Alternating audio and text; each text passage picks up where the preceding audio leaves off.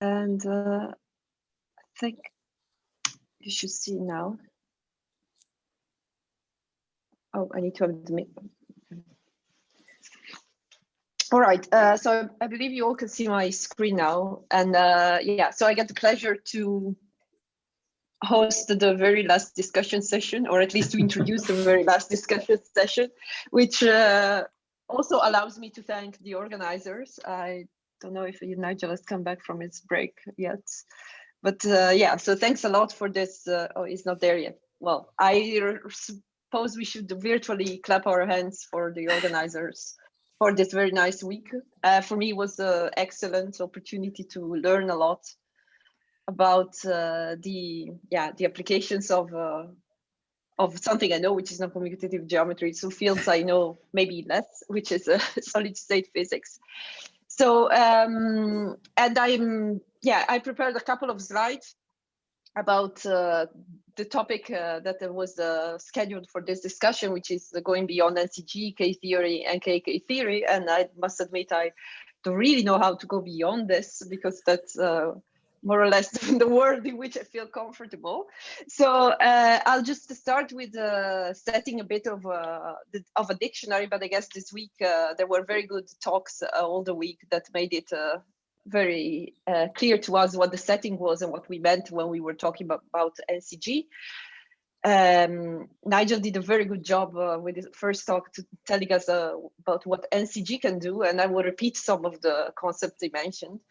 So of course, when everybody that is trained in non-commutative geometry starts actually with, or at least that was my case, with sister algebras. And sister algebras are very nice operator algebraic objects. They are also very rigid. They are Banach-Star algebras that have an extra property that makes them different from all the other Banach-Star algebras and makes them special, which is the sister identity that I've written here. And that's an identity on the norm that relates the norm in sister algebras with the adjoint operations and the multiplicative structure, so the product structure that you have in the algebra. And the fact that this identity is there makes that there are a whole bunch of consequences about the properties of sister algebras that you don't have in the more general Banach algebra setting. So it's also one of the reasons why it's so easy to move between I'd say algebraic and more analytic properties when you're studying with sister algebras. So this is the essence of it. This is the definition. And of course, there are many examples of sister algebras that we can encounter. And the easiest commutative, well, one of the easiest commutative one is the algebra of functions on a locally compact Hausdorff space, the function that vanishes at infinity. And we know by the celebrated Gelfand-Naimer theorem that that's actually the prototype of any commutative sister algebra, because any commutative sister algebra is actually star isomorphic to the algebra C0 of X for some locally compact Hausdorff space X, which is obtained as the spectrum of the algebra itself. So this is where the whole spectral theory of sister algebra culminates in the commutative setting. And of course, there is more to life than commutative sister algebras, and there are general sister algebras. And thanks to the GNS theorem, or construction, I should say, we know that every sister algebra is actually a closed star subalgebra of the algebra of bounded operators on some Hilbert space. And we have seen this result appear in several of the talks that we've watched this week, in the sense that the GNS representation, the GNS theorem being constructive, also offers us a way to construct states on sister algebras. So I decided to mention one of my favorite sister algebras, which is also one of the simplest non-commutative sister algebras here, and you will see in a couple of slides why I thought it was good to recall this algebra also. And this is the Toeplitz algebra, which is the algebra that one obtains by considering the smallest sister subalgebra of the bounded operators on the little L2n, so the one-sided sequences, that contains the shift operator. So the operator that maps the entry the en basis vector of L2 of n to the en plus 1 basis vector.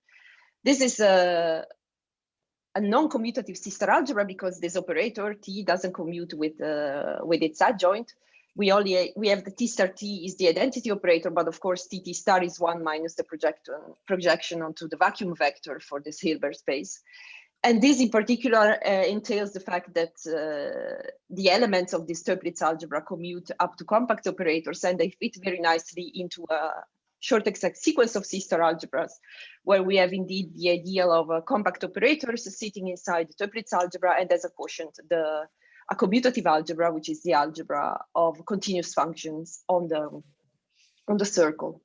This algebra is sometimes called by non-commutative geometers the non-commutative disk, and the reason for that is that well, it sits in a sequence that looks like a boundary extension, and the boundary in this sequence is a circle. And on top of that, if you compute the spectrum of this algebra in terms of the pure states, then you get indeed the disk inside the complex plane. So you can really think of this algebra as being the boundary of a non-commutative disk, or sorry, as being the interior of a circle. So you can think of the algebra C of S1 as being the boundary of this algebra T, which is a non-commutative disk. And it's not a coincidence that I use this term, because we know that this algebra, and especially this extension, shows up in one of the simplest instances of the bulk boundary correspondence. There are many more algebras. We saw this in several of the talks, many more sister algebras you can consider. We saw there are group sister algebras. For instance, if you do the construction of group sister algebras for a discrete group, then they're just a closure of the group rig, where we have a convolution product and acting on the lead L2 of the discrete group. Another example that appeared in several of the talks, including last talk by Brom, was that of cross products. So if we have a group acting on a space by homomorphism, we can consider indeed the cross product of the sister algebra C0 of X with respect to the action of the group.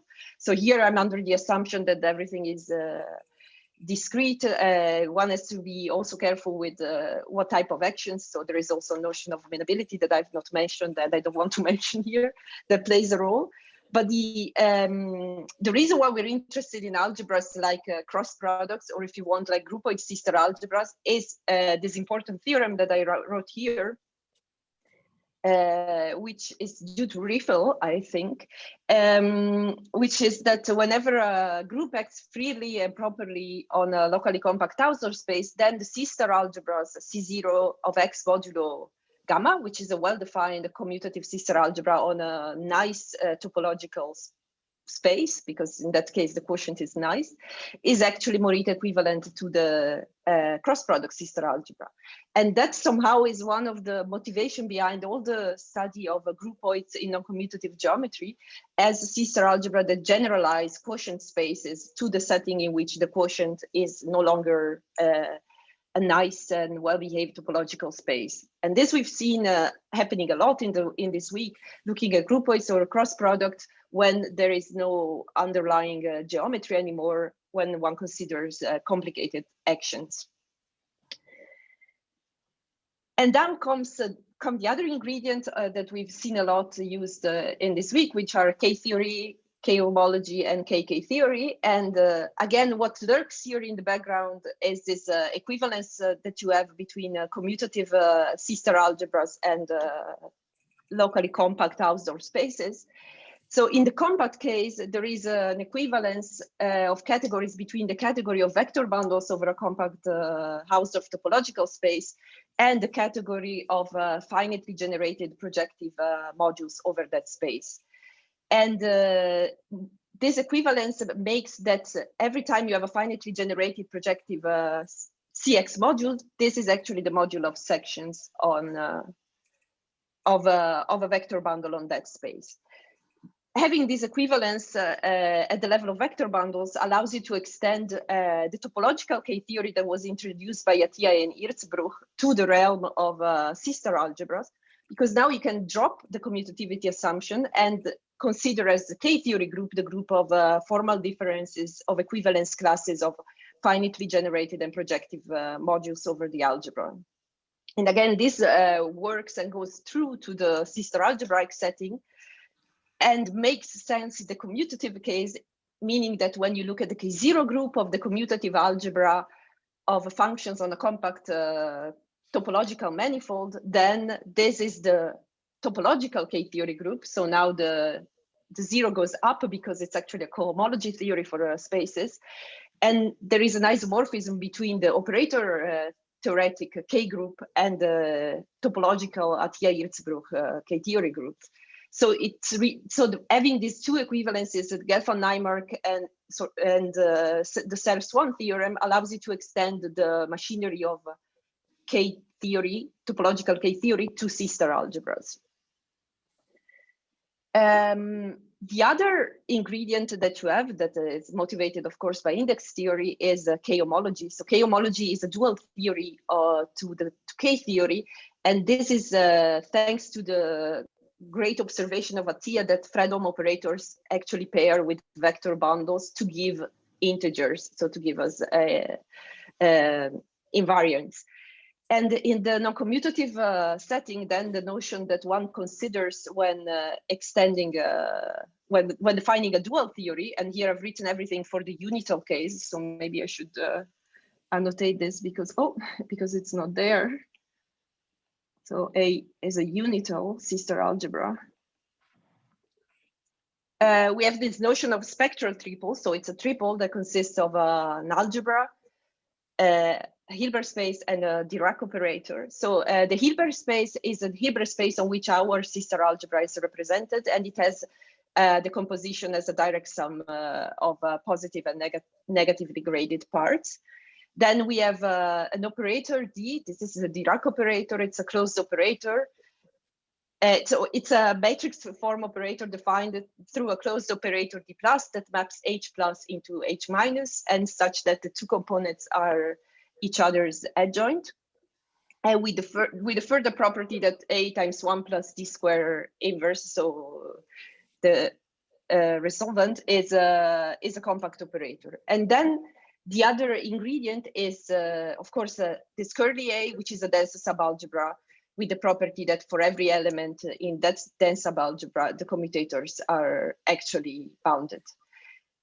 And through these objects, through spectral triples, we can define the K-homology group for a sister algebra. So what it's worth stressing here is that there are many, many different pictures of K-homology. So this is one, and this is these are the unbounded cycles for K-homology. There are also bounded cycles. So here I decided to write down those because they should also be more familiar with your experience of unbounded Dirac operators. And there are obvious clear examples of K-homology classes also in the commutative case.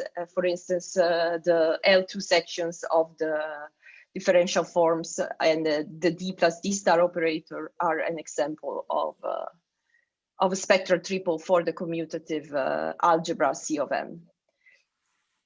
And what is important again is that there's always this dense subalgebra that is appearing here. So while a spectral triple and K-homology group makes sense for a sister algebra, there's always this extra ingredient of a dense subalgebra that plays an important role here.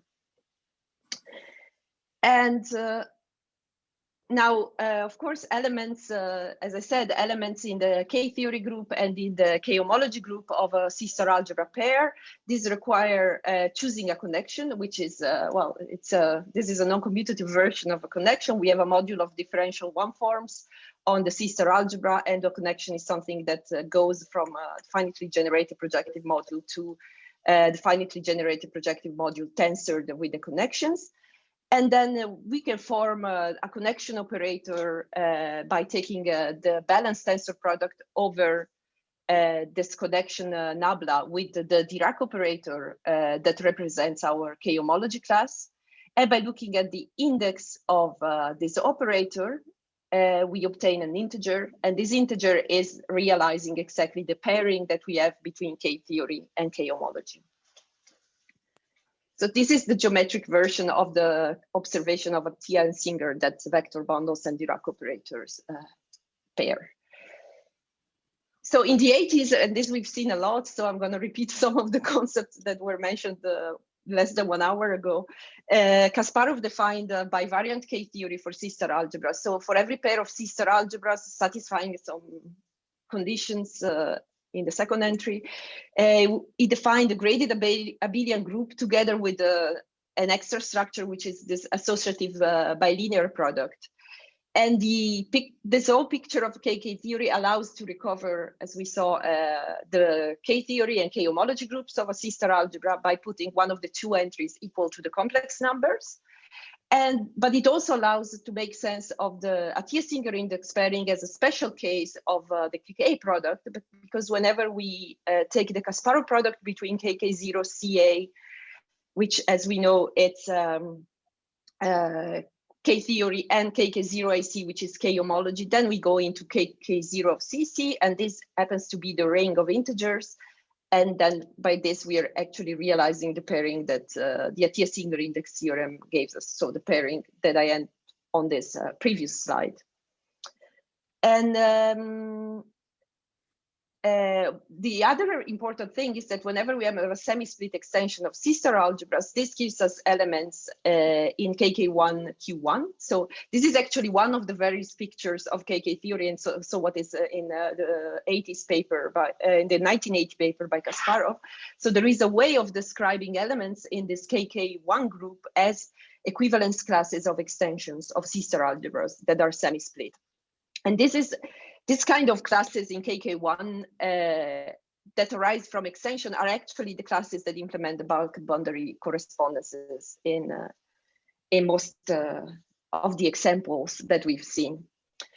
So, and for this, I'd like to go back to the tuplets algebra that I described before, although it doesn't really appear explicitly here until the very last line.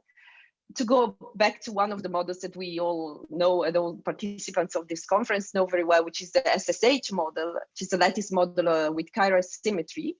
And this can be described by looking at the Hilbert space of the form C2 tensor Cn tensor little 2 of Z, and by considering the one-dimensional Hamiltonian that I've written here. And here in these formulas, you recognize identity operators, of course. You have a mass term, and but you also have the Pauli matrices, sigma 1, sigma 2. And finally, you have this U operator, and this U is the right shift on the two-sided sequences, so on the little L2 of Z Hilbert space. This is a model with chiral symmetry that is implemented by a unitary operator that contains the third Pauli matrix. And it has a spectral gap at m equal to 0. Now, without going into all the details of how you obtain the formula here, you can consider the above Hamiltonian, but you can also consider its half space restriction. You have to put Dirichlet boundary conditions, and there the Hamiltonian transforms and instead contains the unilateral shift on little L2 of n instead of the two-sided shift on little L2 of Z. And now the bulk edge correspondence in this case amounts to the identity that I've written here, which is that the first Chern class of the Fermi unitary that you construct for the, for the one-dimensional system is equal to the trace of a product of the restricted chirality operator with a Fermi projection. And this is an identity of classes. One class lives in a K1 group and the other lives in a K0 group. And the reason why this identity of classes is there is the extension of sister algebras that I wrote at the beginning, which is that extension that contains compact operators. The tuplets algebra, so the algebra generated by the unilateral shift, and the quotient, the algebra generated by the bilateral shift. So the whole statement of the bulk edge correspondence in this case is nothing but an identity of K theory classes, which is there because you have a boundary map in KK theory that connects these two classes, and this maps and this boundary map is gives you an identity of classes because of the properties of the algebra involved in the extension. So indeed, this identity is really a consequence of having these boundary maps in KK theory. And there are many other examples of extensions of sister algebras that one can consider and from which one can deduce bulk boundary correspondences. through multiplication with extension classes in K-theory. So I have here just an overview of the various models where this plays a role, and I know it's not extensive. I just thought of mentioning some results that I'm aware of and that are people that are in this audience. So the idea of modeling the algebra of observable with cross-product sister algebra goes back indeed to the 80s to the work of Belisard, Van Elst, and Schultz-Waldes on the quantum Hall effect. And this has then been pushed forward, as we saw also in Bram's talk, by modeling disordered materials using Delaunay sets. So this uniformly dense and how do you say? So this model, this the disordered system models and the associated groupoid sister algebra. So we saw this in particular in Bram's talk about the work with Chris. This involved twisted groupoid sister algebras. There's also work by Born, Carey, and Rennie about using indeed KK theory, but in the unbounded setting. So using the unbounded picture of KK theory to prove the bulk edge correspondence. And as I said, the bulk invariants are realized by computing a Kasparov product with a boundary invariant that is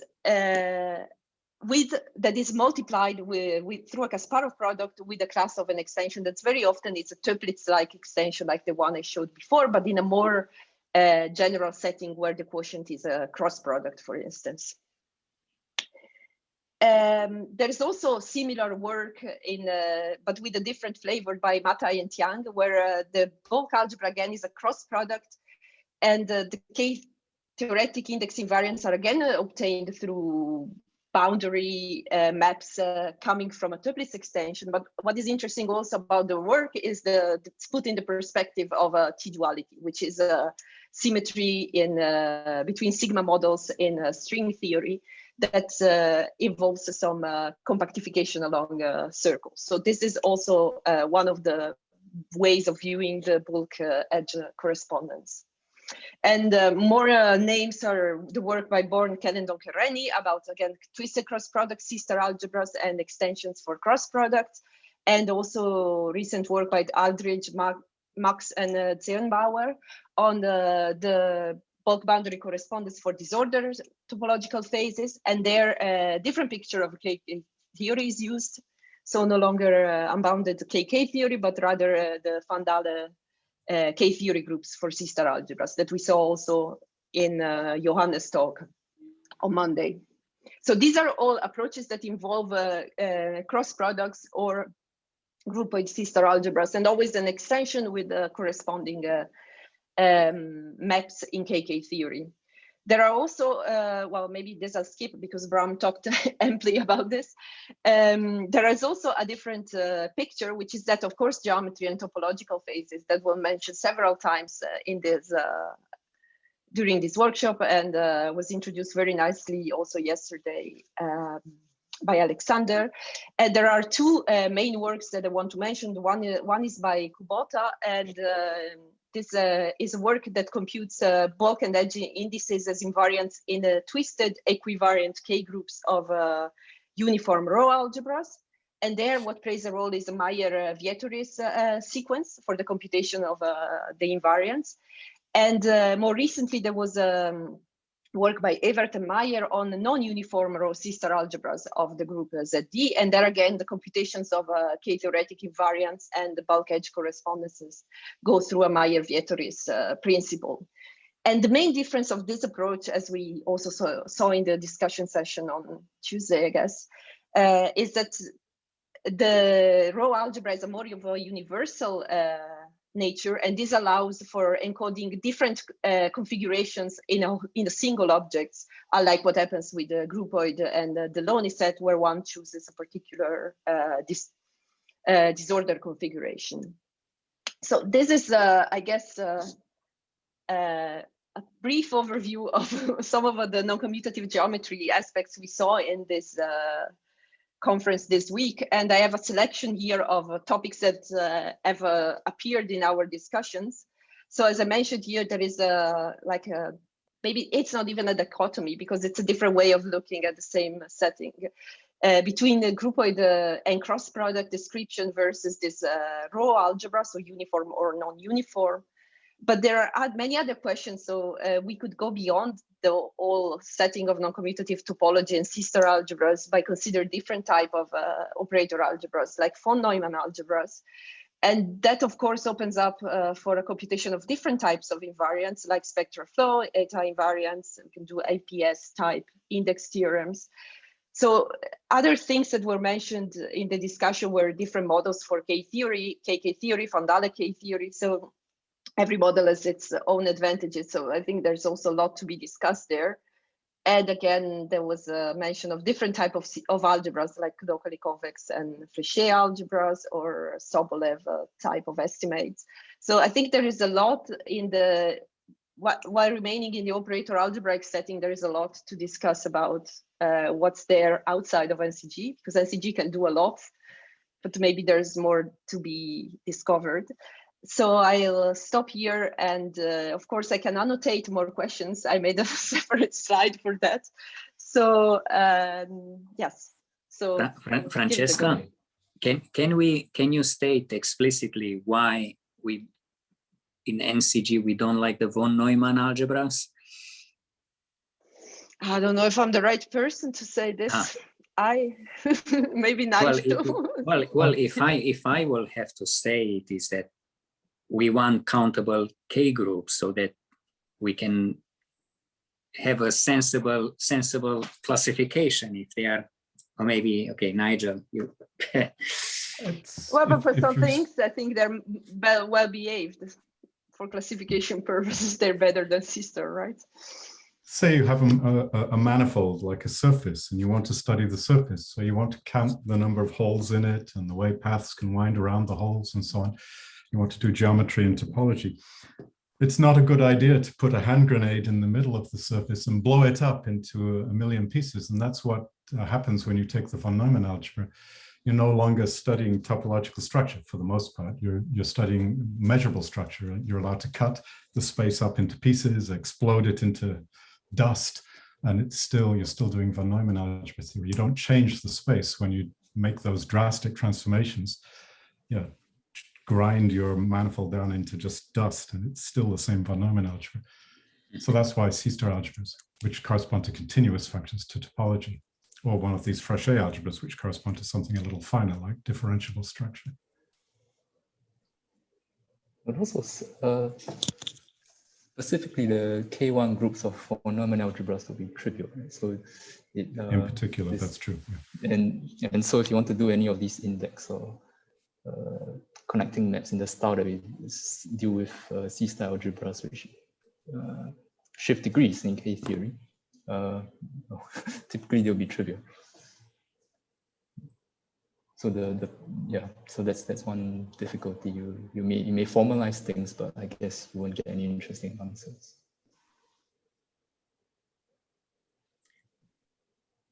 I see that Chris has a question.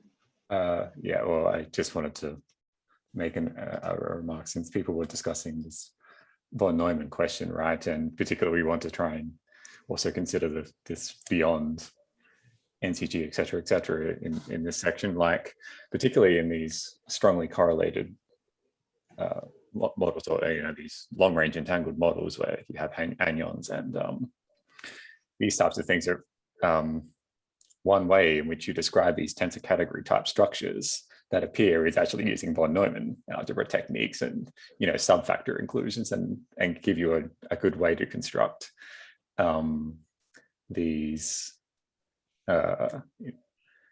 well, at least a mathematical framework to understand these theories, even if maybe always connect them to an actual concrete lattice model is difficult. So at least for me, I think this is this kind of dichotomy which I am not yet able to really connect, right? Where, okay, on the one hand, we can apply C-star algebraic techniques and the non-commutative topology there, Ksparov theory, NCG, but then we also have von Neumann techniques being useful for SPT phases and also long-range entangled states as well. But okay, I mean, this is true a bit more generally, right? At some point, there was a bit of a separation between sort of the von Neumann school of operator algebras and the NCG school of operator algebras. And this feels like a sort of a manifestation of that. But I know there are at least a couple of more von Neumann-y people in the audience. I don't know if they have any comments as well, but I just wanted to point that out. Yeah. I see that US only as a question. Yeah, so sorry, I also want to ask about this topic. So because I think that in algebra quantum field theory, usually the local observable algebras are actually von Neumann algebras. So if the framework of using K-theory to detect topological phases and computations are correct, then I would expect that this should also hold true if we go to the quantum field theory context. But then I think that K-theory for von Neumann algebras, let's say, they behave really badly. So can anyone say something about how everything should come, well, let's say how we could translate everything into the quantum field theory topic in that context?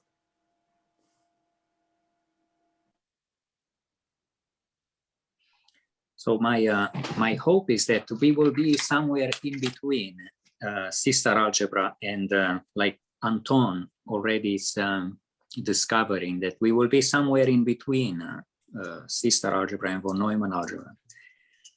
And this principle of locality, quasi-locality, will give us some extra information which will make things classifiable.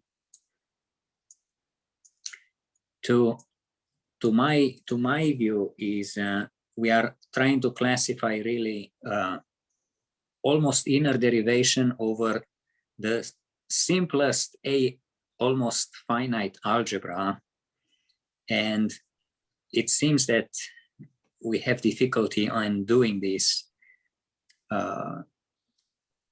My hope was that in fact we can progress with this program for any almost finite algebra and have a plethora of other beautiful examples, yet we stuck with CAR algebra, which is the simplest almost finite algebra. It's the algebra above the compact operators in many sense, and still we have problems classifying the almost inner derivations of this algebra.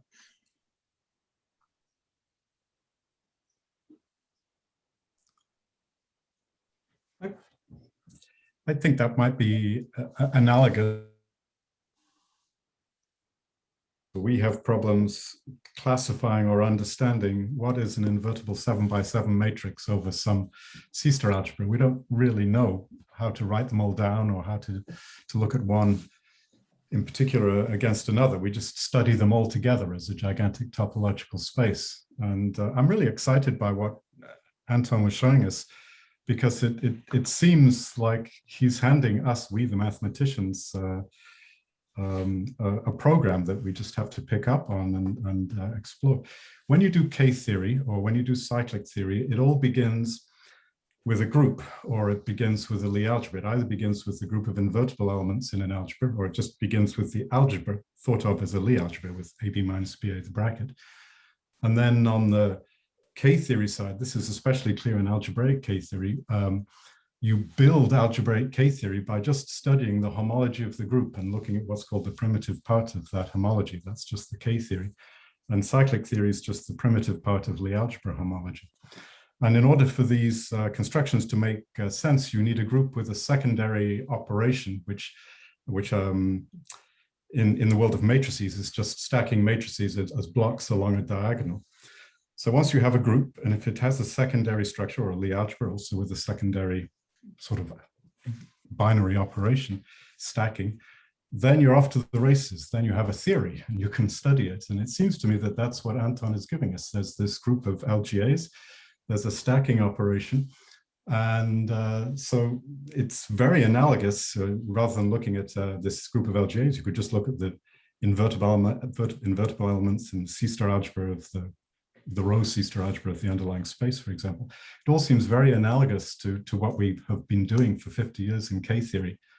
and 40 years in cyclic theory. But now we're starting with this different object. We take let's say a course space to begin with, and we build Anton's not exactly completely existing yet Lie group, infinite dimensional Lie group, and now we should study it.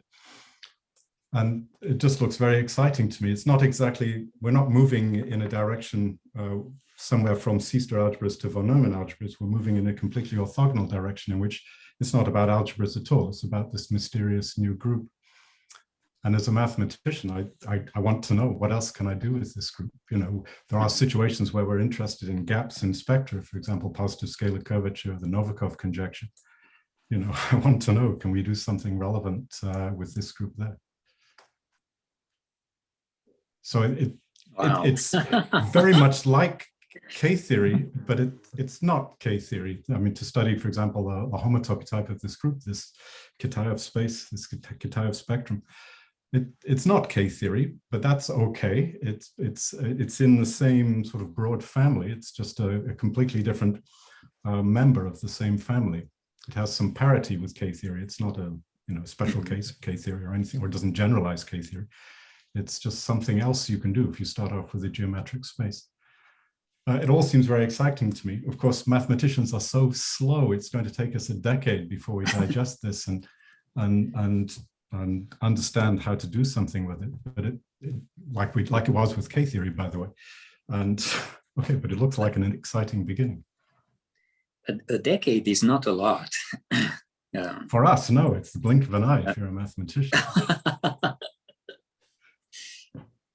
I think if we figure this one out, well, the information theory will be on much better ground. Models will come out, high throughput, not one here, one there. We will be able to fit to the experimentalists hundreds of models, interesting models. I couldn't say, whether we actually be able to calculate anything. There are some topics that didn't really work out so well, like algebraic K-theory. This is a place for strong people to prove how strong they are in algebraic K-theory, just to do one calculation. And if it ends up like that, it's just too difficult to work with, then it's not going to have that effect that you're wishing for. On the other hand, if it ends up like K-theory, topological K-theory, then it's a different matter. Ulrich has a comment.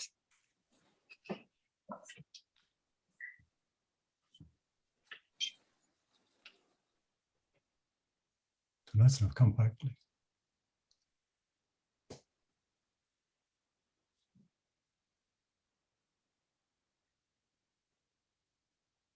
Yeah. So the analogy with free Hopkins-Tellman and twisted K-theory.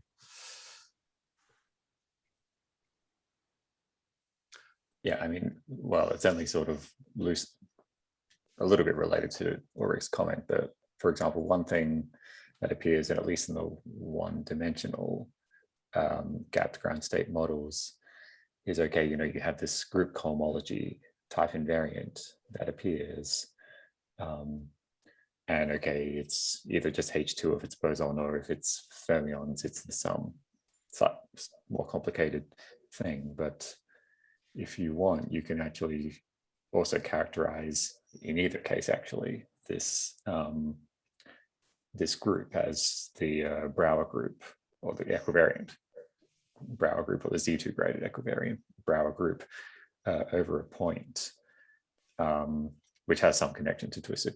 Well, okay,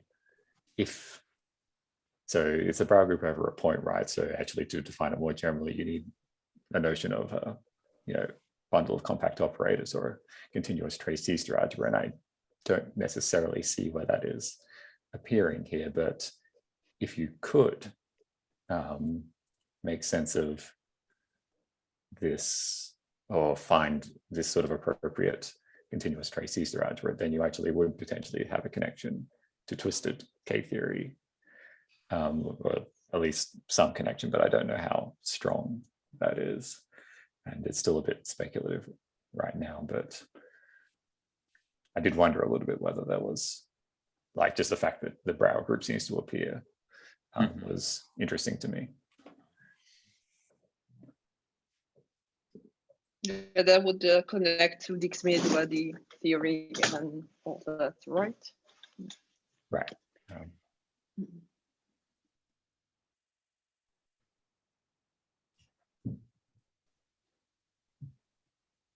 I have a, it's unrelated, so we'll be changing topic, but since Terry Loring and Hermann Schulz-Baldus are here, and I think earlier in the week, I don't remember in which talk, the quantitative K-theory of U came up, and I was wondering if there is a connection between the spectral localizer things that you've been looking at and this quantitative K-theory picture of things, or if anyone has thought about that. Yeah, so I think the quantitative K-theory was mentioned by Go-chan. Yeah, right. Yes. But now we need input from Terry. Okay. Remind me of the quantitative K-theory. It's Okay. I mean, it's yeah, it's basically you take a filtration of your C-star algebra by vector spaces, and then instead of looking at projections in unitaries, you look at almost projections and almost unitaries. So there is some R and some epsilon parameters, and then there is a limiting theorem that says if you take the limit along your filtration, you find the K-theory. And it just reminded, or yeah, I keep thinking about this. If there is connection. Well, it's a little different. I mean, the thing about the localized, the whole point reason I got into it was to avoid ever having to compute the Fermi projection, because that's numeric, on a computer, so costly to even, when you start doing large matrices, you begin with the cost of even squaring the matrix is often pretty expensive. And so this was actually a question that Kataev put me on, which is, if you can define what you mean to be, and this is where you get a sort of some sort of a filtration. Right? He said, if you think of larger and larger finite samples, and you don't cheat by changing the Hilbert space for one Hilbert space for the edge and one Hilbert space that's infinite for the bulk, you do like you do in the lab with a probe. And in the bulk means get away from the edge, and at the edge means get near the edge. Okay. And he said, you want to be able to say, with this finite system, is this thing gapped? How do you say it's gapped at the edge? And I'm sorry, gapped in the middle and gapless at the edge. Okay. So as far as the thing about 5 years being a long time for physicists, it took me 5 years to answer the question. I came back to him and he said, oh, I'm not interested. I'm doing black holes. So you wouldn't understand. But in that sense, it's a filter. It is. You are getting a larger and larger piece of the algebra. You think of the whole point is to cut it down to a finite piece. So I have sort of vaguely thought that's kind of a similar thing to what you're doing in the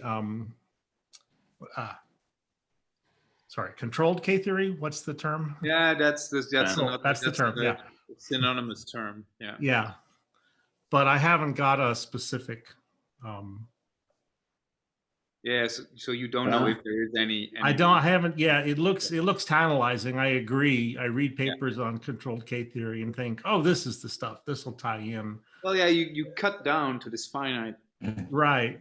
I mean, one feels there should be something there, but we as mathematicians we need to make that precise. Right? So to add to this discussion about quantitative K-theory, actually there are two extra things that it brings. The first is the initial data is usually some algebra that already has some filtration, like a row C-star algebra. It has a notion of propagation length, and then you can look at smaller and smaller sub-algebras with a certain finite propagation length. But also at the same time, you have a notion of trying to not classifying all the projections or all the unitaries, but up to some epsilon error, which is part of the whole collection of these so-called K epsilon R theory groups. So there are two extra labels. And I was a little bit, I initially thought this might be a useful tool precisely because in many experiments, especially with the metal materials, people pretend to simulate things like the Chern insular, the Haldane model, the Chern insulator system on a finite lattice. So you do the exact same thing with the same couplings, but up to a certain length. And they can see peut-être pas, non? Vielleicht später. Nur müssen nicht. Sorry, this. Yeah, that was Johannes, I think. I muted him. Was he? Right. Okay, sorry. Yeah. And then you can see sort of remnants of the idea of these H states that kind of propagate around the material, but it's not totally precise. It's not completely quantized to any precision that you might expect from this huge microscopic sample. So there is a sense in which the accuracy of the quantization effects become better and better when you increase the system size. But of course, it will be destroyed at some point. Well, that was that was the thing I was looking for. Part of what I was looking for was a way to say, and I haven't gotten very far, quantitatively how stable the edge currents are. Right. So I think there must be a link. Yeah, and so the idea of this localizer, is that if it not just has K theory, it has a strength. If it has a big gap, that gives you more protection. Right. But of course, the size of the gap should make it better. Yeah. And so you want to be able to look at a system with defects and cutoff corners and, lots of disorder and so forth.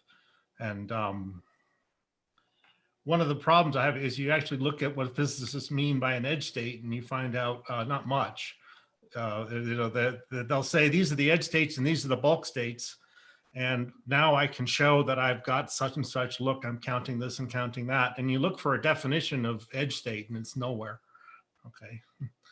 And the fact is that you can get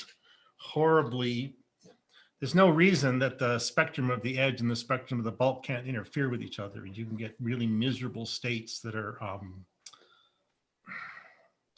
not really at the edge and not really in the bulk. So I have a pretty good idea of sort of what it means to say how strong the topological index is, how strong the bulk index is. That kind of makes sense at point by point. But I don't really have a sense of how you then define what you even mean by an edge state in a specific finite model.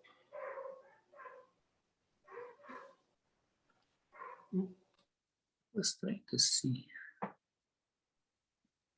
Chris also had a comment to that about that he think that is so an analogy between the spectral localizer and the Wilson-Dirac operator in lattice gauge theory.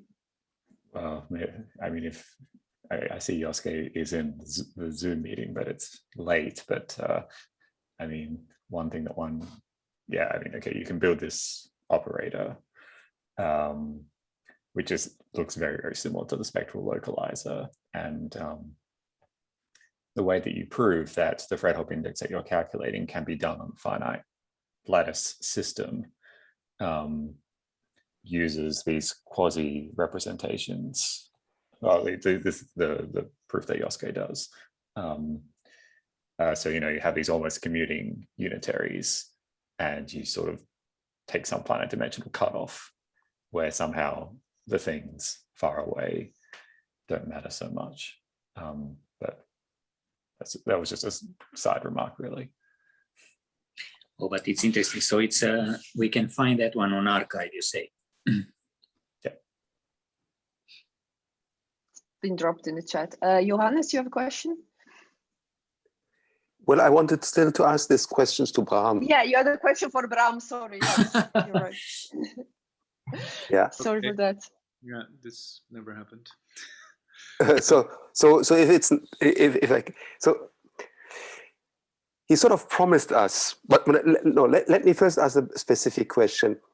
When you have this KK element, which sort of gives you at the end a way to get numbers out of K theory, right? Do you have any example where you don't have just the Dirac operator appearing? You mean in what you mean in this Delaunay set context, or? Yeah, so you had this KK groupoid C-star algebra versus abelian subalgebra. As far as I know, as far as I've been involved in this game, I mean that's the bivariant element you use, and you use it to go down from the groupoid to the unit space, where then you're commutative and you can do other things. It's not, of course, nothing excludes you from trying to look for other elements, but you would have to have a reason. Well, I think there is a reason, because if I understand correctly, that you get the Chern character, right? Well, we get when you showed us the formula that at the end you get the Chern character, and the Chern character kills torsion. Yes, but the index pairing kills torsion in general. If you go all the way to numbers, you see. Yeah. Yeah. So if you have a complex or even Z-valued pairing, then torsion is just not on the table anymore. So are you saying that if you don't use the trace, that you could see that? I mean, is the torsion lost in the trace, or is the torsion lost before? I would say it's lost in the trace. That's where it's certainly lost in the trace. Yeah. Because the map between the K groups, there is no reason why that would kill. And without the trace, you cannot get the local index formula. Yeah. So then if you stop over there, there is not much to, I mean, it is much, but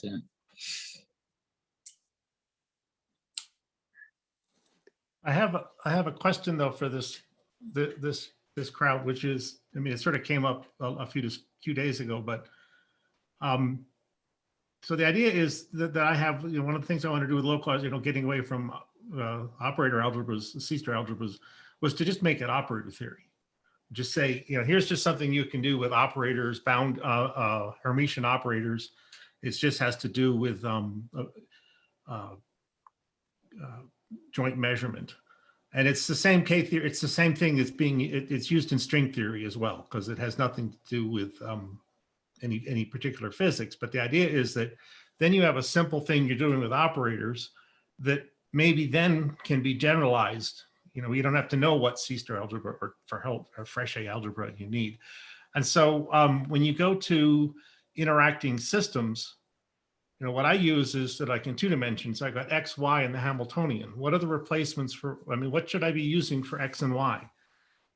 For the position operators. Yes, you have to circle actions. How do you get X and Y at the end? You use circle actions in the X direction and in the Y direction.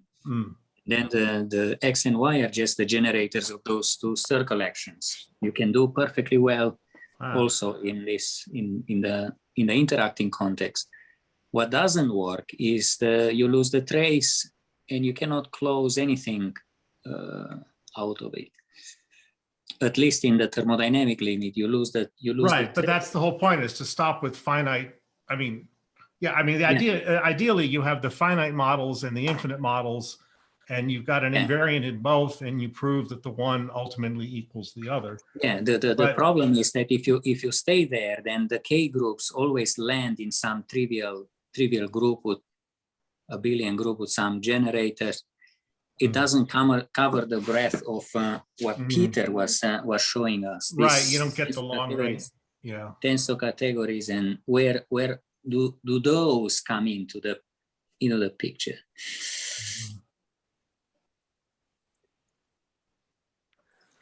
Yeah, I have a question for Peter, if he's there. Yeah, no. Let me just complete my second question, because it comes right after that. Abraham, you promised us to tell us a little bit about the interaction case in this framework. Yes. didn't you? Well, I was postponing that deliberately to this moment, so this is the right moment to ask. I'm also glad that Emil is here for that. But yeah, so we've been thinking about this, and it seems so. Again, I must always add a disclaimer about the actual physics, but Emil can comment on that. But what we found so far is that you can actually, in a very similar way, build a groupoid where instead of taking an element in the transversal and a point, you take n points. And if you do that, well, you need to, there are some caveats. So you need to go to a cover of the transversal, like an n-fold cover on which the permutation group acts on these points. But then you get a nice groupoid, and that groupoid is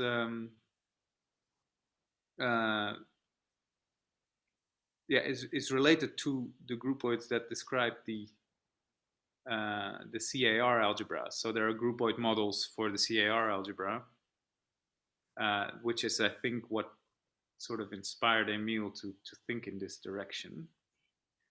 And so I think, so roughly speaking, I mean, I can't go into too much of the details because there are too many moving parts, but you can write down a groupoid in which you've singled out n particles on your Delaunay set.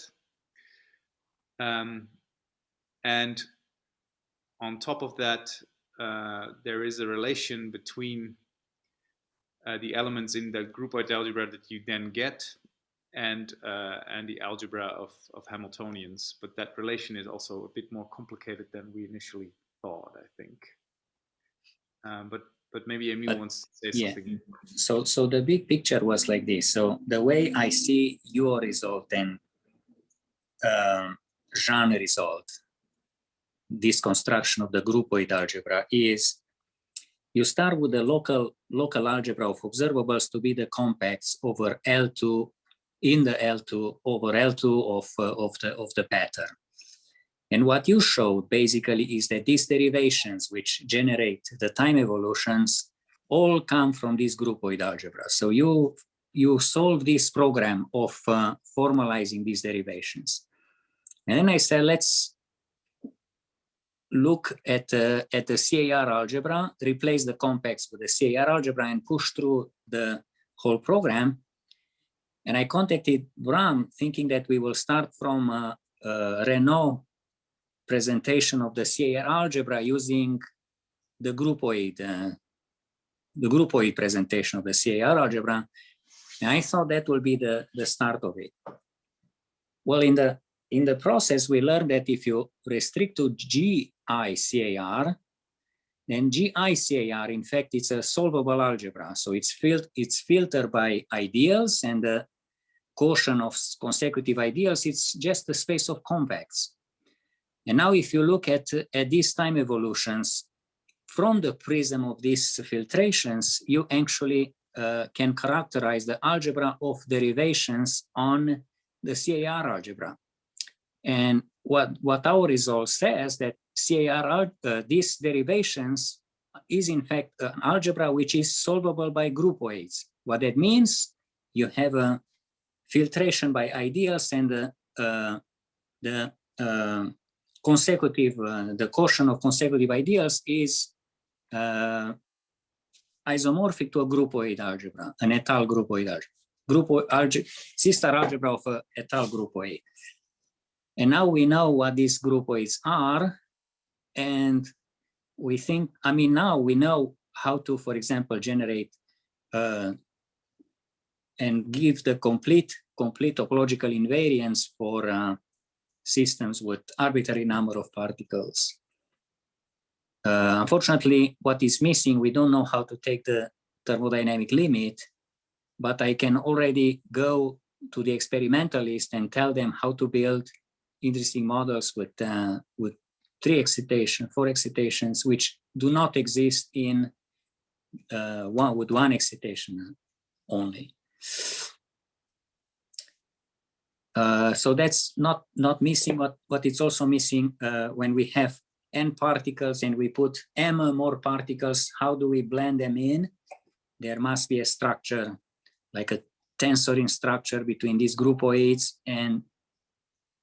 But now we know, for example, from the work of Mason, he showed us how he includes these group actions through the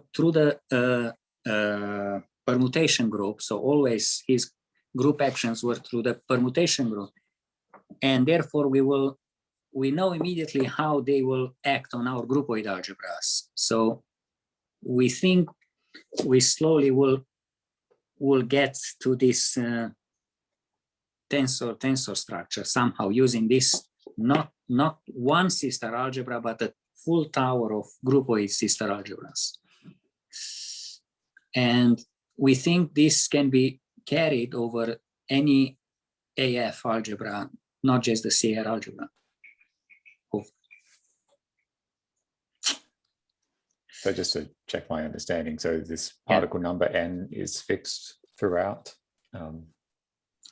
That's right. So, okay.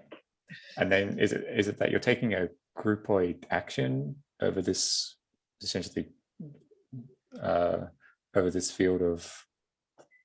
Yeah. So now you replace algebras, so in the one part mixed up. So the groupoids, they look like the old groupoids, but instead of point X, you have a set of point X, or a set of points, so n points. You also need to order these points, and you cannot choose a preferential order, so you have to leave to a cover where the permutation group acts as a deck transformation. This when you have a arbitrary Delaunay set, this is in fact a connected cover. You can move around, and then you have braidings on it, and the composition is still by a equivalence relation. You align the ends.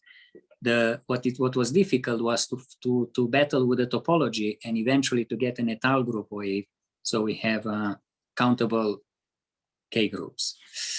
That's the story.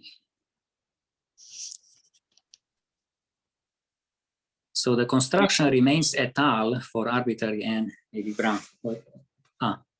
No, I just want to say that we for a while aimed to finish this before this meeting, but we're not far off. So at some point people can read about this. Yeah. Particle number is conserved, or? Yeah. Particle number is conserved. Yes, the particle number is conserved. So I wanna repeat again that we have not just characterized. I mean, we not just started with a finite number of particles. What I'm saying is that the algebra of derivations which generate these quasi-local automorphisms, we know how to characterize this filter by a sequence of ideals, and the quotient of these ideals, of consecutive ideals, comes to be this groupoid algebra. And then this groupoid algebra, we also found that it also characterized the dynamics of n particles on a lattice.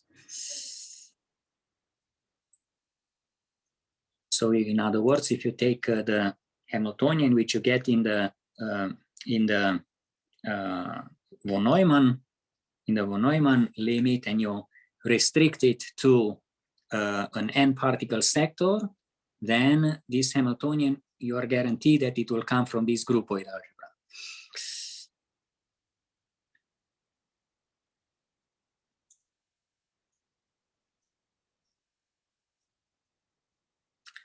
So it's a way to to hang on to K theory and KK theory, sister algebras.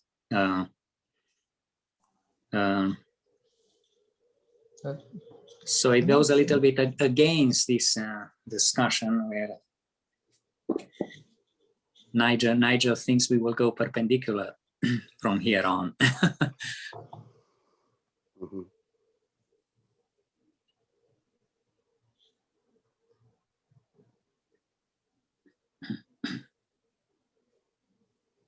I have a question about the groupoid approach that you were discussing. So how important is it to be choosing these Delaunay sets inside Euclidean Rn?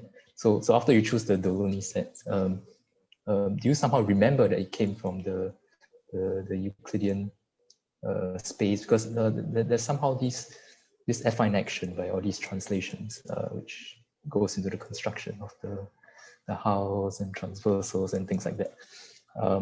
The reason why I ask this is because, for example, in these quantum Hall samples or 2D samples, they're always embedded inside 3D Euclidean space, and we pretend it's 2-dimensional. And much of the phenomenon is supposed to be interesting because it persists also under, I guess, stresses and strains and bumps in your material. And so on. So you don't really seem to require perfect Euclidean geometry. So you should be able to handle little perturbations of the geometry. So I guess the lattice models, that doesn't really it's not such a big problem, because you just choose a discrete set, and then you can say, okay, it's a discretization of a perturbed Euclidean geometry.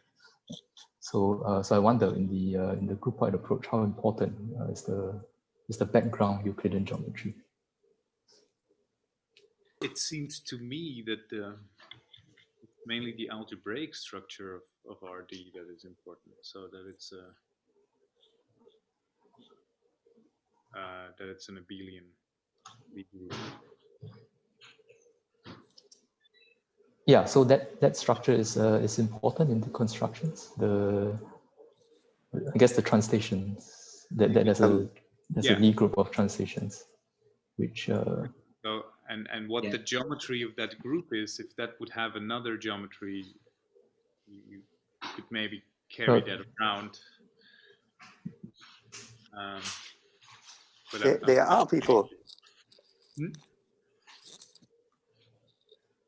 Yes, there are people looking at other contexts. So I remember, forgot his name, was working. He was using the full Euclidean action on the Delaunay set. It was still a Delaunay set in Rn, but he used the full Euclidean action to make a groupoid out of this. Yeah. So I think there's a lot of leeway. I mean, in principle, it's more of a decision from the physical. So that's increasing the Lie group, which is coming into play. So I'm actually thinking of decreasing it, or having no such group at all, which is something that a coarse geometric approach does. For example, even you can do all the calculations in perfect Euclidean space, and then just say, okay, you do a little perturbation, you don't change the coarse geometry, so all the calculations still work. So you can actually do violent things like cutting holes into your sample, small holes into your sample, introducing strains. So somewhat paradoxically, the topological insulator doesn't depend on the fact that you can puncture little holes into your sample. So you're not counting holes in the sample, but you're precisely allowed to change the topology even of the sample that you're working with. Yes. If you look at this coarse invariance, yes. But if you wanna, for example, be useful to an experimentalist, the more invariance you can have, the more useful you are, because then with the material there is more things to explore. For example, so that's the bad thing about the coarse geometry. Coarse geometry cannot explain this phase and engineering and all this pattern stuff that metamaterial look now. So you engineer sort of this whole to have a complex topology, and then you go in the lab and you say, this should lead to this effect, this effect. But the fact that you have this hole and its topology enables you to really get interesting things out of the lab, while with coarse geometry, you simply washed away this hole and only the translation remains. Yeah. So I agree that cost So is then, for example, if you are at that level, you will not be able to say anything interesting to a metamaterial person from this point. If you stay at one particle, maybe. Yeah, so I agree that the cost method is a bit too coarse for some of these purposes. My concern is mainly about the lower dimensional systems that people experimentalists work with, which so you can say, okay, we do work in very nice, at least locally, perfectly Euclidean spaces. Often the samples are lower dimensional, and you do want to have phenomenon which is stable under. So, for example, you can put your sample around some curved surface, and you presumably don't destroy the phenomenon. Yeah. Also, so is there some way to encode this sort of robustness within the technology of the groupoid transversals? And yeah, so I mean, I'm just proposing some maybe orthogonal directions, that things that don't quite exist yet, but can be constructed. We take a continuous field or something. For instance. Okay, that's that's already assuming that things are not changing substantially. If you can somehow interpolate between one situation to another, but if you're in a more highly curved, let's say you're in hyperbolic space or something like that, like Well, I'm just thinking of putting very small perturbations. Okay, then maybe a continuous field might somehow be enough, but that would be extra information that you have to put in. It can be put in? I would have some confidence anyway, but I was planning to ask a question and address to Peter. Hi, Peter. Hi. So the DHR framework, working nicely with these C-star categories, and the framework seems quite beautiful. It's almost like having like the K-theory looks very beautiful. It's simple. The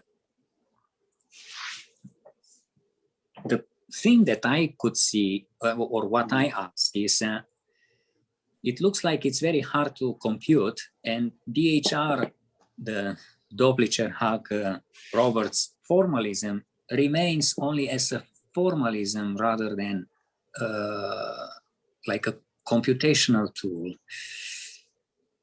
Yes. No, I agree with that. So, I mean, in concrete models, you can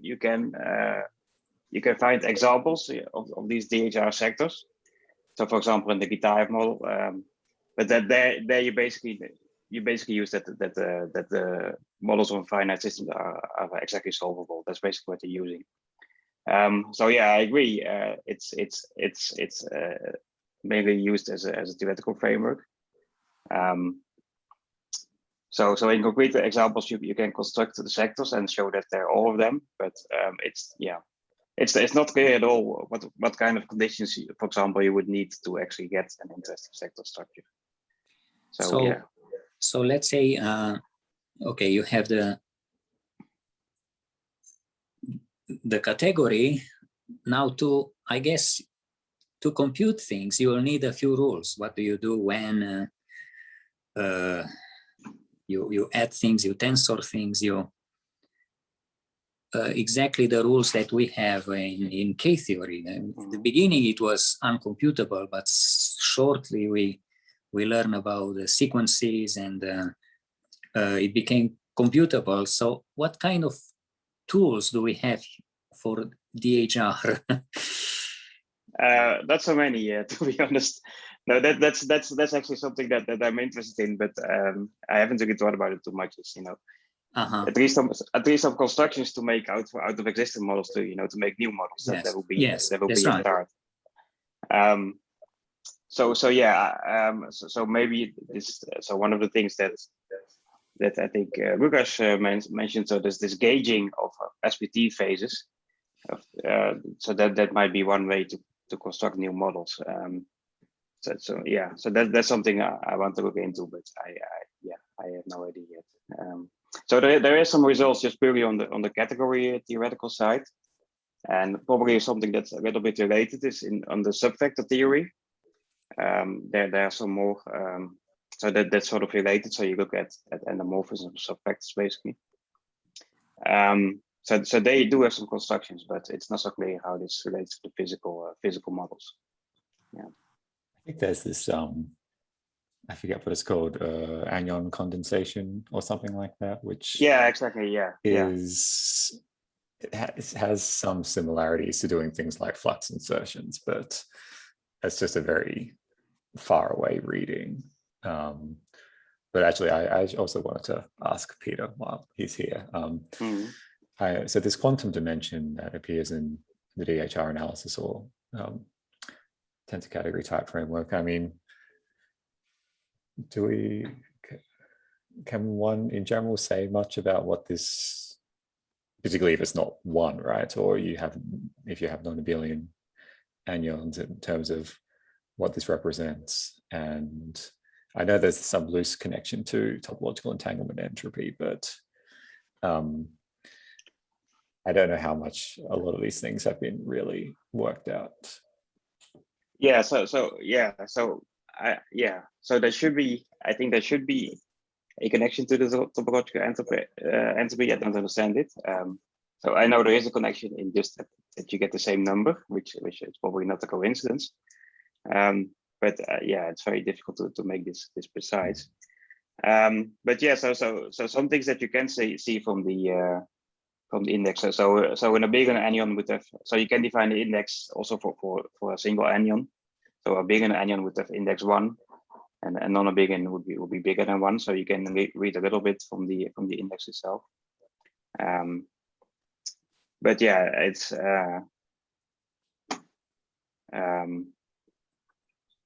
it's difficult to compute in general. So in concrete models, you can do it, and you can compute the index to show that you basically found everything, all the sectors.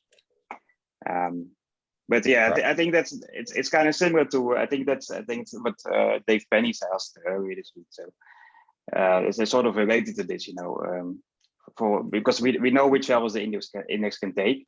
So can you always find like a physical model that gives a certain index? And I think this is still open. Right, and so it is the same as the Jones index in general, or is it just bounded by the Jones index? It's a generalization of the Jones index. So right. Jones defined it for type 2 factors. So this is Is that OPA generalization? Yeah, generalization. But although if you read the books by Poppa, they are very, very difficult to make the connection with any of the work from the physics literature. I think it may be easier to start from the other end. Start by finding a good definition of the topological entanglement entropy, which is a property of a state, of your vacuum state. It seems to me it's something that is accessible with the kind of techniques that people are using now. I mean, I don't know exactly how difficult or easy it is. And then there is the conjecture that it's equal to the logarithm of the quantum dimension, or the square of the quantum dimension, I guess. And that makes intuitively a lot of sense. Certainly in the abelian case, because in the abelian case, that number is the number of anions, is the number of superselection sectors that you have. And so what this entropy is telling you is how much information is contained in selecting a single sector out of the number you have. But instead of trying to calculate this quantum dimension in general classes of models, I would start with finding a proper definition that is rigorous and can show it makes sense and analyze its basic properties of the topological entanglement entropy, which there are proposals. Pascal Kitaev give you a formula, say you have to do this, right? So I would start by trying to prove that the formula indeed makes sense and defines something that is topological in the sense that you do it in terms of regions that eventually have to be taken to infinity and have a certain connectivity connection, that things are robust with respect to deformations and things like that. That seems to me like a plausible thing. And once you have this well-defined quantity and you know how to define it and what its properties are, I think you may have a better chance of connecting it to other things. No, yeah, I agree. I mean, but yeah, you're right. I mean, the first thing would be to get the right definition, because there are some counterexamples now for models that have this universal constant, so this non-zero topological entanglement entropy, but they're nevertheless topologically trivial, so in the trivial phase, so they shouldn't have any anyons. So I think the models are a bit, yeah, like the way the models are constructed is not very topological. So it's clear, because if you choose your region in a certain way, and then if you choose your region in a different way, you get a different you get a different value for this quantity. So it's not really a topological feature, but yeah, I think it's not precisely clear how to define it. But yeah, I mean that's the problem. Also, so before we have a good definition of it, I don't think we will prove many theorems about it. I agree. Yeah, I agree. So yeah, Haldane came up with the entanglement spectrum. So when he divides the system in two, he gets a operator rather than a number. So that could be more fruitful than just getting a number, rather working with an entanglement operator, whatever that is, if you can calculate the entanglement spectrum. I think there's been some work in this direction, where you put the model on a cylinder, for example, cut it into two, and then the entanglement spectrum tells you something about the anyons. But yes, I'm not too familiar with it, but yeah. Yeah, maybe it's a better approach. I don't know. So, Peter, now a technical question. Suppose you have the model defined by the anyons. If you erase one anyon completely, will the structure be well defined or not? You cannot erase such an anyon.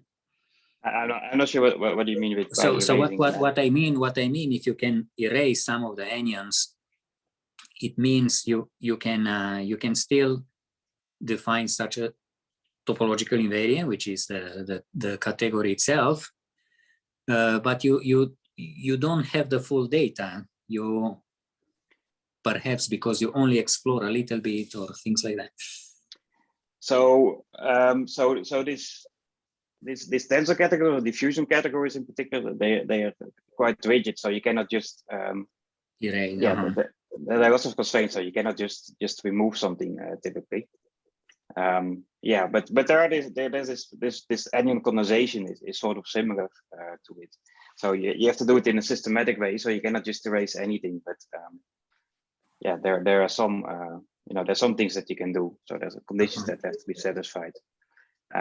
Yeah, but it's not completely clear how this would work physically, I think. Yeah. So yeah, it's on the category theory level that it's known what should happen. I think there are also some concrete models where this is done. Some Hamiltonian models. I think Kitaev has something on this. But yeah, I don't quite understand that, to be honest. Yeah. I don't know how it would work in my setting. That's So Sven left, but he has the flux insertion operators, which gives the anions for the fractional Hall.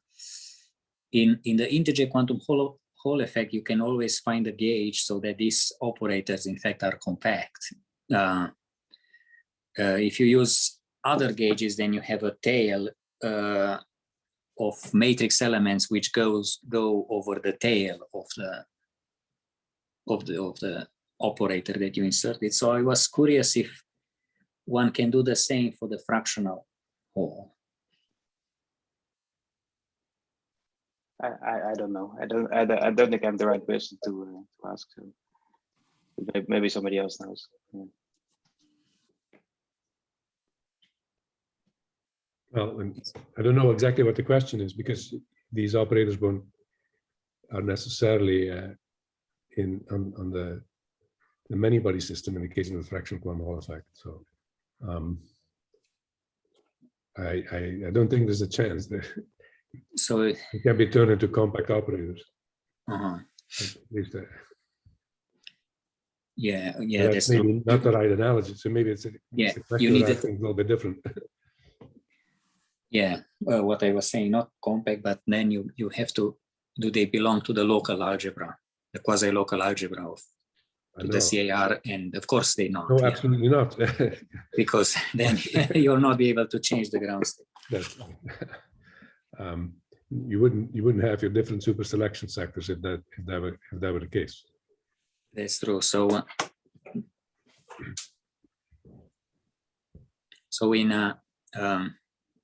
so if you insert a flux tube in just in a Chern insulator setting, one particle, then if you insert a whole full pi 2 pi flux, you do have a change, but when you compare the ground states, but one charge is missing. But this operator that you put, it's compact. As opposed to if you go in class D and you insert only 1 pi flux, in which case these defects in fact have a non-trivial braiding. In that case, there is no way to have this operator in the compact, in the algebra of compact operators. And if you lift it to the interrupting case, then the same, this insertion of these defects are not, there is no way to take them from the CARR. No, I don't think so.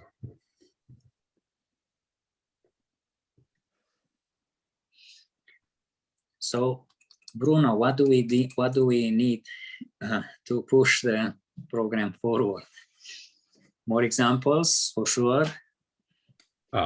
More examples that's always good.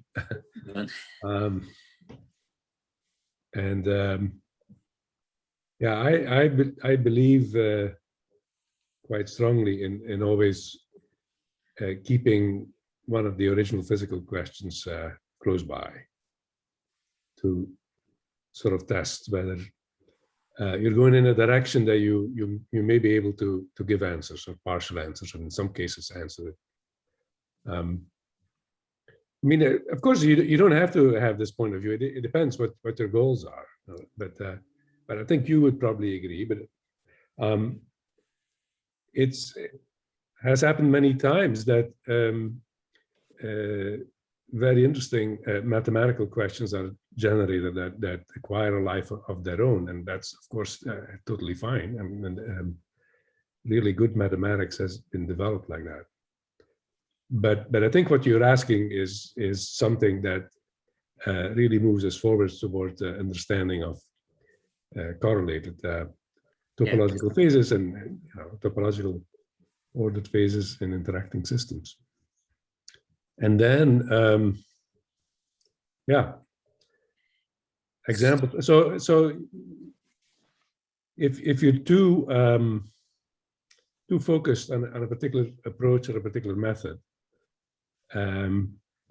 it may be difficult to make a jump that's big enough to go from the one particle setting to the many body setting. A lot of things changes. Of course, there's a connection, but a lot of things change, and you sort of have to. It's my approach. I mean, I think, you know, what do I really want to understand here? And so yesterday, I sort of made this page.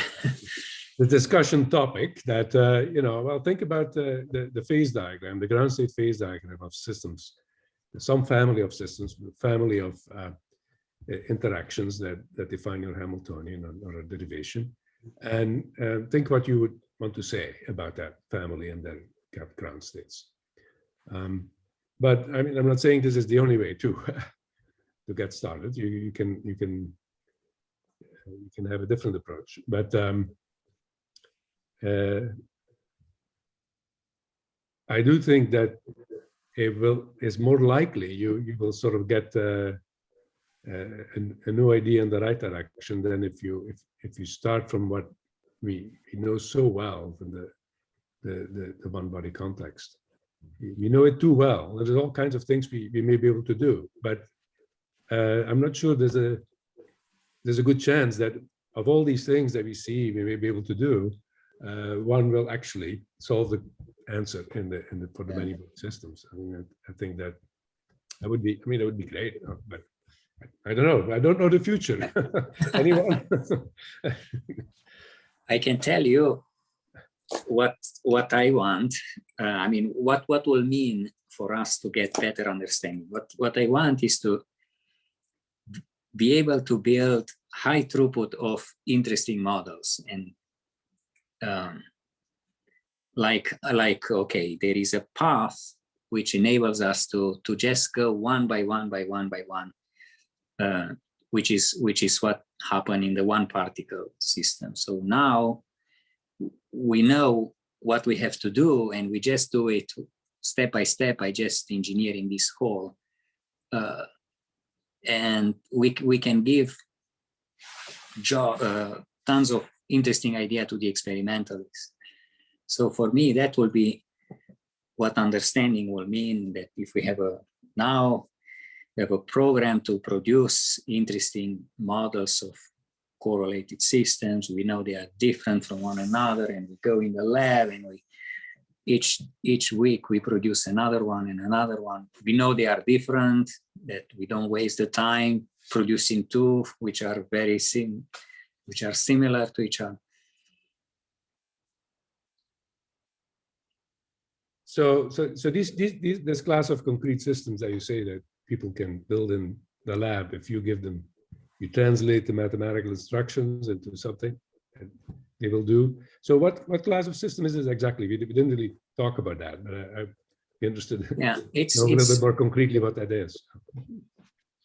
So yeah, well, Bram showed this groupoid algebra, and it's the groupoid that puts. And this groupoid is, you have to calculate this whole, and when this whole comes to have the same topology, more or less, you are talking about the same system, they can be mapped in one. So the program that we have is just to enrich the topology of this whole by putting points in the plane or in the space using different algorithms. And we can go from 2 torus, 3 torus, 4 torus. We can start to understand how to put pretzels and things like that. And we know, So, but then what you do is produce configurations that are, well, they may be quasi-crystals or other quasi-periodic things, or how do you, is that what you mean? Yes. Is putting some other rules, how to... That's right. These are all aperiodic. They are not quasi-crystal. Quasi-crystals are not that interesting. The whole are all Cantor sets, and they look ugly. But these are quasi-periodic structures, and you just basically this whole can be any topological space you want. And now the program and there is nothing else beyond this groupoid. So any Galilean invariant dynamical matrix or Hamiltonian, it's always from one of these groupoids. So the only way is to just now go one groupoid at a time. So by this, we mean we really classify, not me, but Jean and Johannes, when they demonstrated that all these Hamiltonians come from these groupoids, they basically solve the classification in the one particle setting. You know that, and then you have this interesting groupoid, it has the topology, and the K-theory becomes to be very rich. So then when you diagonalize a spectrum, you have plenty of gaps. Usually it's a very fractalish, and each gaps has a bundle, a complete set of topological invariants, and each gap behaves very differently from another, and you can use that to pull up different effects, physical effects. I see. So now everybody is asking, okay, give us an example in nonlinear regime, which is really the interacting. And I said, let's take one of these string models, and you try to put it on the computer, and you see that some data is missing. I was not able to fully represent it on a Hilbert space and build up the matrix elements. Or maybe I was not up to the task. You're talking about 11 Venn models? Or? Yeah. Because these guys in the lab really can work with the metamaterial. They can really go with millions of degrees of freedom, which means, I mean, 2 to the power 20 or something like that. So they can simulate. If you give them a Hamiltonian defined on a Hilbert space with dimension up to 10 to the 6, they can do it and simulate in the lab. But just give them the matrix. Well, so in the 11 Venn models, you don't care too much about a Hamiltonian. In fact, it's probably not right to think of it as a Hamiltonian. You construct this ground state wave function. Yeah. Well, the way I will go, I will just take the projection. I mean, 2 minus the projection. I get a symmetry, and then I will. In my idea, I will be to make it local. I will chop this one a little bit, but I guess you cannot do that.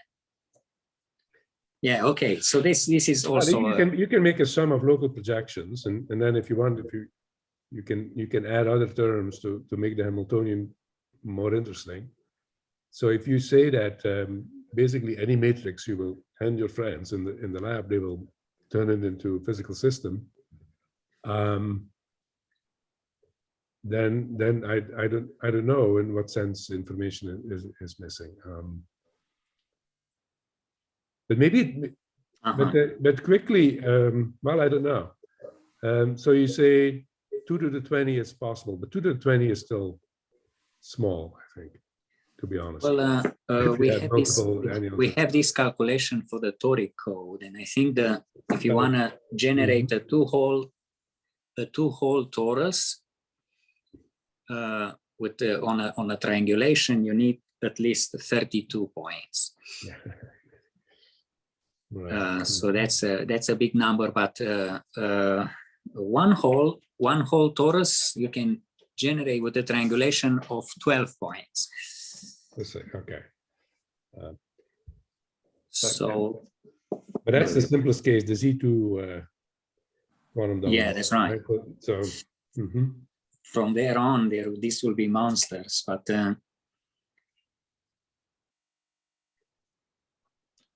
So Emil, you probably get this question a lot, and probably I've also asked you this before, but I mean, you're talking about simulating these these systems in metamaterials, which are, you know, classical systems, right? Yes. So how confident are we that this behavior can be in the nonlinear regime? Yeah, I mean, okay. I think there is, I guess I'm wondering if there is any more, I guess, concrete relation than just saying, okay, interacting in non-linear are roughly. Yeah. That's exactly what I was working frantically these days. And the approach is the following. You go, so you pass to the Liouvillean. The algebra of observables are just functions over your phase space. And you can take R2, for example, where you have Q and P, and the algebra of observables is C0 over R2. And you have the Liouvillean, which generates the flow, I mean, the time evolution, and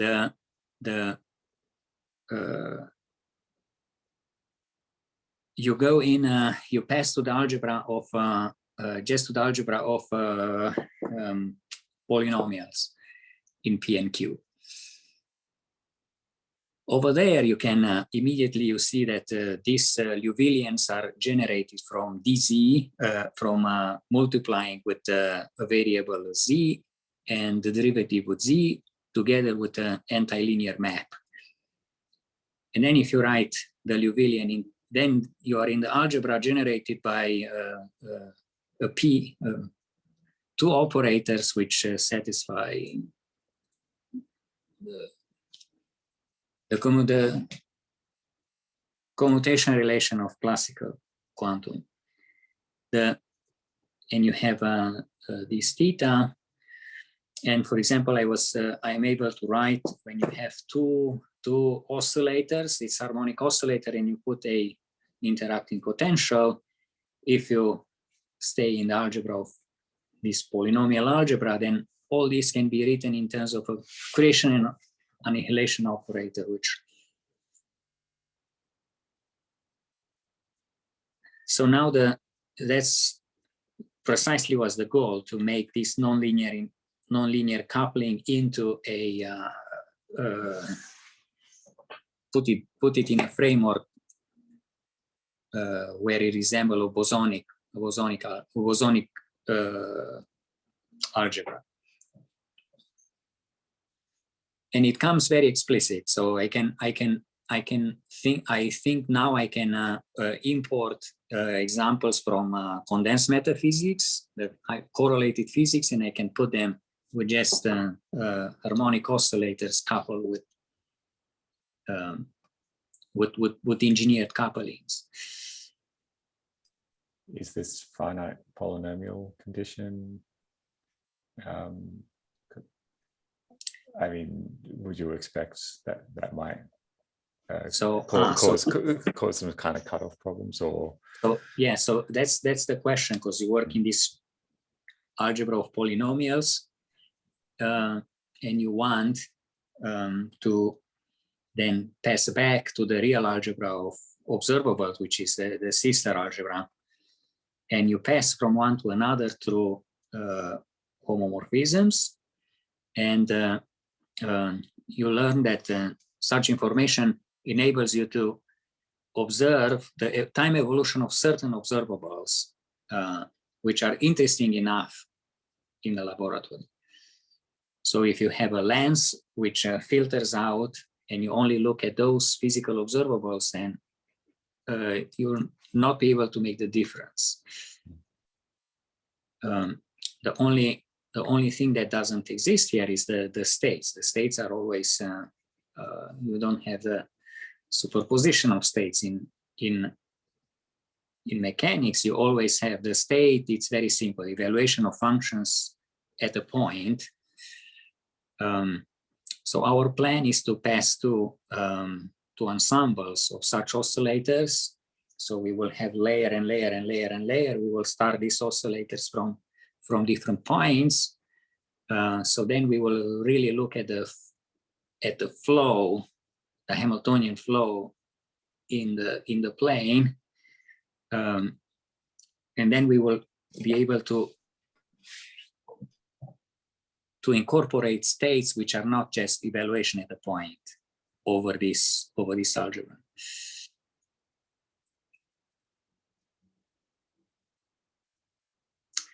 There is a book on classical Hamiltonian mechanics, algebraic geometry techniques in Hamiltonian mechanics, and you look over those exactly solvable models, and they come from total lattices, and many have many connections with these exactly solvable models from from condensed matter theory.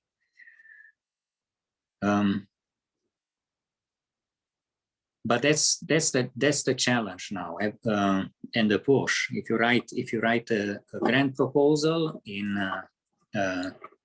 involving topological ideas, they've been hammers for so many years that if you are not approaching nonlinear regime or non-interaction, there is very little chance you will get any award. So, yeah, indeed, the one particle problem way behind us.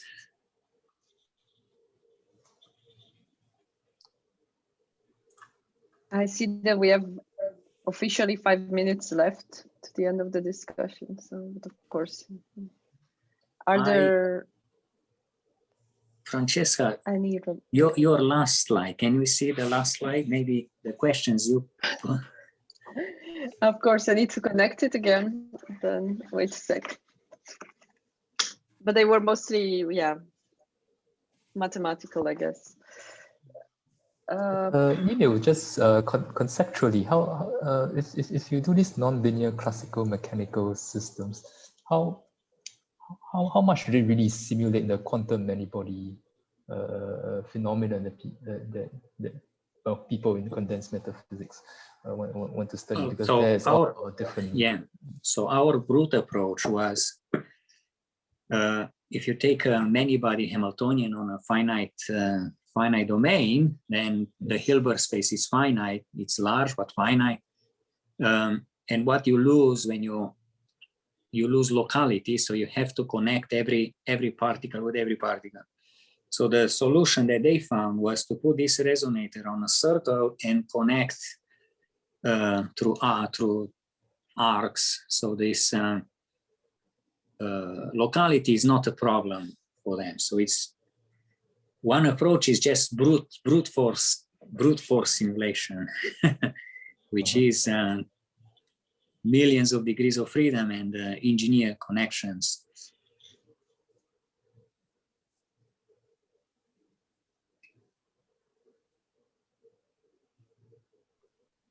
But you think things like the spectral problems or whatever you want to construct be equivalent to a quantum mechanical one? That is to say, you really have some spectral theory in Hilbert space that actually becomes relevant, as opposed to people studying PDEs of classical mechanical systems. For example, you said something about you don't really have a sense of superposing quantum states in this setup, and then you have to engineer some other way to produce this sort of quantum superposition, which really important for yeah. That's right. So the level of algebra and evolution, things look almost the same. The only problem is when you look at the states, the only state that it's available is evaluation at a point. Right, right. Yeah. So you don't have a distribution usually. So we don't know if these distributions can be generated looking at ensembles. Perhaps not, because it has to be something more So we're basically passing to the statistical mechanics, from mechanics to statistical mechanics, but still it's classical statistical mechanics, so it will not fill many gaps. Okay.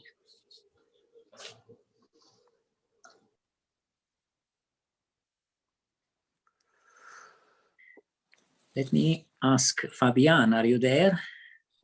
Yes. Ah. So did you get March or something from from this week, or it was quite tough. you just realize things are complex? I mean, it's easy to get a groupoid, let's say, but it seems to be quite difficult to say something about the K-theory. I mean, this is what I learned. So I can basically hand you a lot of groupoids, and then you have to tell me what what the K-theory is. Oh, that's right. Now, Nigel, can you quickly comment? Yeah, I think that's maybe not what where the problem is. The types of groupoids that you're dealing with, from our point of view, are not terribly complicated. You know, when we're messing around with higher ranked Lie groups and so on, things get rather terrible. I think we could tell you what the K-theory is, if that's what you want to know, without too much difficulty. I mean, there is this example that that Emil mentioned in these twisted bilayers, for example. I don't know if this is understood, how the K-theory of this system would look like. Yeah, Oh, yeah. I could not tell you that until someone translated it into mathematics. But then I feel fairly confident that we could return an answer to you. You want to know what are the K-theory groups? Yeah. I did that for the last 40 years. I think I'm kind of on top of that now. I mean, it's something, I think it's also like a transformation groupoid of sorts, where you consider the continuous functions of something like a direct product of two tori, something like this, I think. In a situation like that, we have this notorious, we have a conjecture which covers all possible transformation groupoids. Including groupoids? So we can just tell you that, but the conjecture is known to be true if the group is anywhere reasonable. For example, if it's abelian or solvable or amenable, then we're in business. So it works also for groupoids? Yeah. And I think, again, we don't know everything, but we know many examples which seem to cover many of the things I'm seeing this week. I'm sorry, Bram. Yeah, no, I just wanted to say that indeed, as you already said, that the groupoid, at least the one I talked about, I think is just amenable, and it's very tame from our perspective. Yeah. But I suppose this question has different answers. I mean, if you want to really exactly know it, then it can be arbitrarily complicated, right? I mean, it depends completely on the lone set, and the lone set can be arbitrarily complicated. So I'm not very confident that you can just return an answer. You have to have a little bit more knowledge. You're absolutely right. I mean, the Atiyah-Singer formula gives you a formula for the index of an elliptic operator, but actually to calculate that damn thing is that's another matter altogether. So yeah, that's absolutely right. We can. I mean, at least from the physics part of view, the calculating part is usually not the problem, right? Yeah. I mean, at least, I mean, of course, I can just stack these systems, I twist them, I calculate the spectrum, I will see something, right? Whether or not it has some interpretation in terms of K-theory, I think this is then the more difficult question. Yes, and that sounds like a question that would kind of fall between you and me. It might not be something that's easy to collaborate on, because it's right in the middle between mathematics and physics. Bruno, these operators, these quantum circuits, can they be formalized as operators? How will you formalize? So where you have I'm thinking of this picture that Lukáš put down with pieces of unitary operators which act only on finite sets, and then on the next level you have more which well, I mean, for finite systems, of course, they're just products of unitaries that act on a few variables at a time, right? So they're explicitly defined. And then you can see whether the properties that you expect in the limit that you do this for large systems, whether they come out, and some things are relatively straightforward to do in that picture.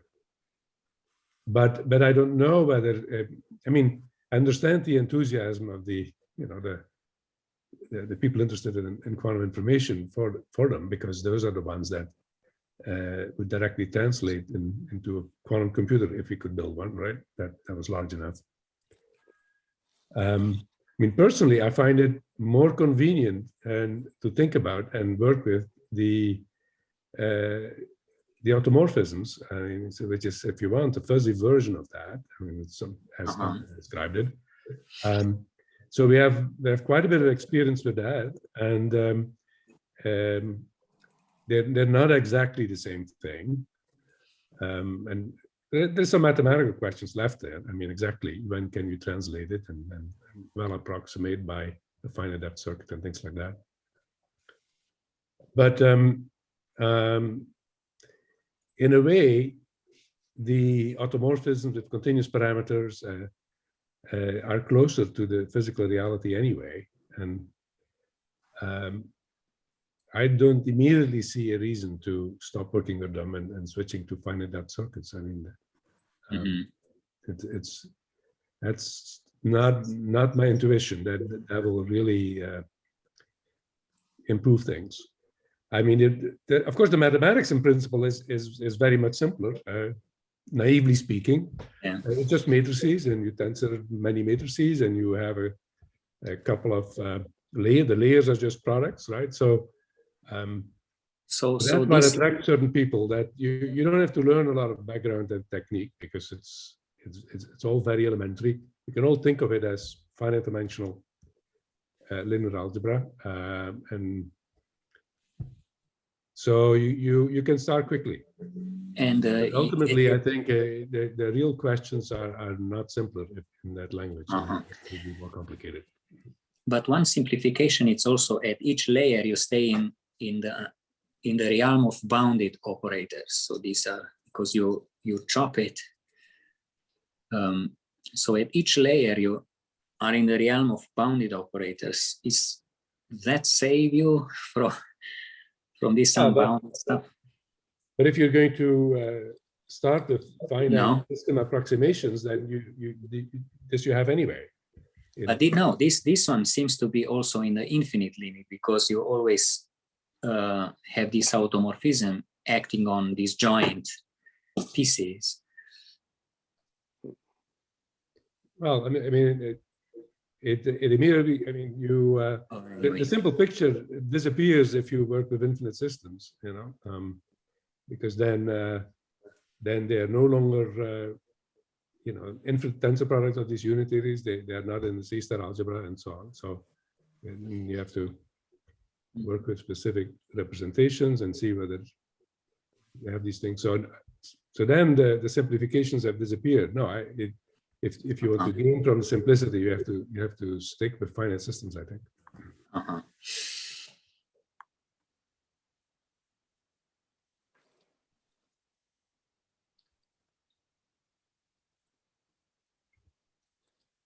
Okay, yeah, I see we're about to, it's 9:10, so I will go to eat now, but I will stick around with my camera off. But I'm happy for people to continue.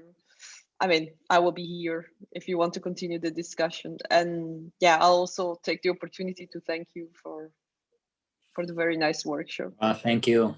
Thanks. I think that at least we should really do it. Thank the organizers and Diamond Center for it was great. Workshop. Thank you, Emil. Nigel and Anton, I think, is not here, but send him our thanks. Okay. All right. See you. Thanks, everybody. All right, it's about lunchtime for me. Bye bye. Good to see you guys another time. Yes, I look